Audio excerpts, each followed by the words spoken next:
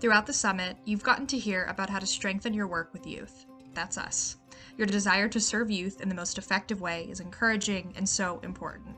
In order to do this, we as youth need the adults in our lives to step up and meet us where we are. The youth you serve are probably already sexually active, which is why we need trusted adults to provide us with sex ed. So we'll have the tools we need to make the decisions that are healthiest for us. The youth you serve are ready and willing to learn.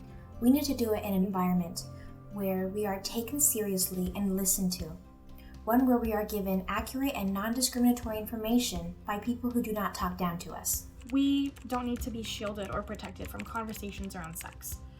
In fact, keeping us uneducated and unprepared for real life is harmful, really harmful, not helpful. We deserve for our voices to be included and empowered in sexual health promotion. And you can do that by creating these spaces for us to not only learn, but also to share accurate information with other young people.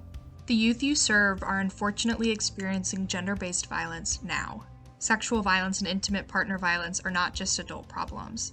Nationally, 1 in 11 high school women and 1 in 13 high school men report having been a victim of dating violence. This isn't a problem that starts happening when we turn 18. It's a problem now, and the youth you work with deserve to know that they have the right to healthy relationships. They deserve safety. The youth you serve needs you to learn about what keeps sexual and dating violence prevalent in our society.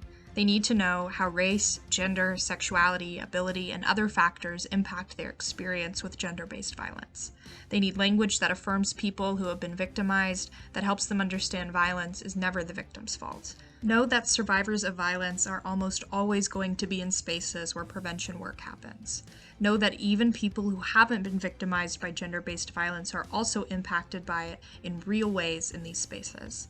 This subject is difficult and personal, but don't shy away from involving youth.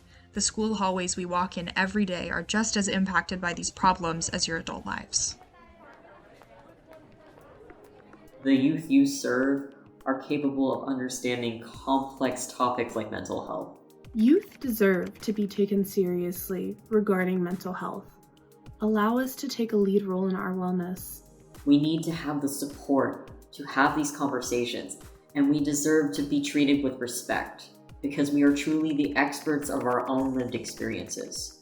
And understand that each person's experience with mental health differs, which is why being open-minded and providing validation is so important. The approaches that work for one youth cannot be expected to work for all youth. We need adult professionals to remember that we are not our diagnosis. It takes practice to be able to talk openly about one's mental health. Therefore, it is integral for us to be given the tools to have discussions about it. The youth you serve need you, but what we need most is intentional introspection. We challenge you to consider your own attitudes and beliefs, unpack your biases, listen and learn from the youth you work with, and be willing to hear us for all of the things we offer the world. Strength, Perspective, Intelligence, Creativity, Hope. We want to change the world for the better in real ways, but we need adults who are willing to walk beside us in this pursuit. Shaping more equitable, empathetic, and understanding communities starts with us, the youth. We have big dreams for the way our world can look one day. Will you help us get there?